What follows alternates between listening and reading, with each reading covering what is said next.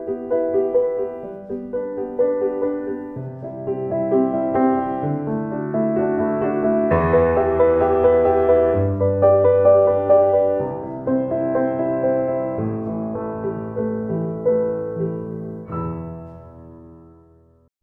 niçin aceleciyim?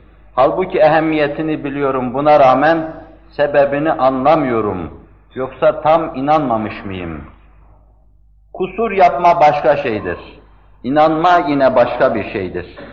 Fakat insan her an teceddüt eden hadiseler karşısında dini hayatında bir tecdit yapma mecburiyetindedir. Onun için biz günde bilerek bilmeyerek bir sürü La ilahe illallah diyoruz.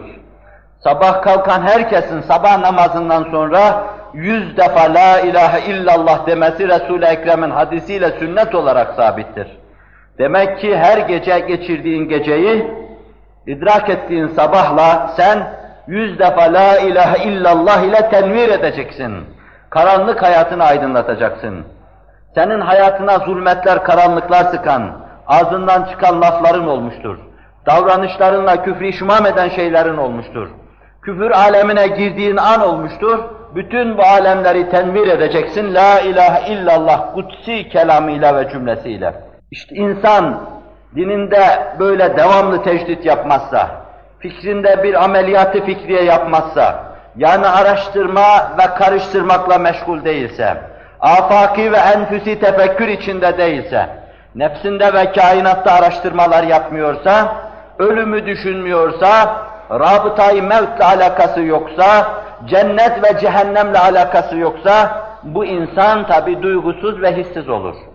Onun için Kütüb-i Ahadisiye'de Kitab-ı Rekaik diye bir bahis vardır. Bu bahiste daha ziyade amellerin tartılması, hesabın görülmesi, cennet ve cehennemin insanların nazarına arz edilmesi meselesi vardır. İnsanlar bu meseleleri müteala ettikçe kalplerinde rikkat hasıl olacaktır.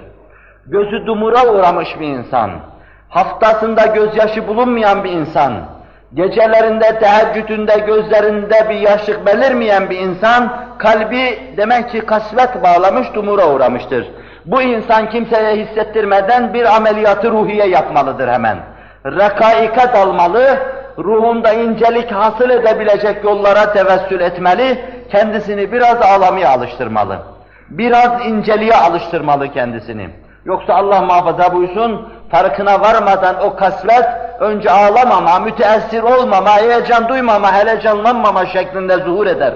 Sonra bütün kalbi hayatı siler süpürür götürür, ibadet-ü taatında da sadece kalıba bağlı, laubali bir insan haline getirir. Haşyet ve saygı kalp inceliğine bağlı bir şeydir.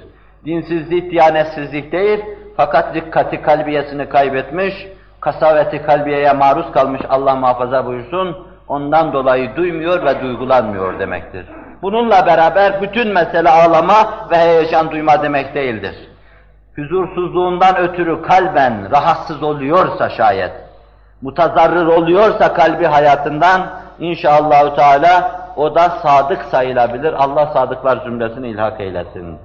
Gözü yaşı hak için aşıkların, bağrı başı hak için sadıkların diyor Süleyman Çelebi. Sadıkın bağrının başı. O kalbidir her şeyiyle. Aşıkın da gözü yaşıdır, o da her şeyiyle gözyaşıdır. Fakat sadık aşıktan daha ileridir. Cenab-ı Hak sadıkın zümresini ilhak buyursun dedim.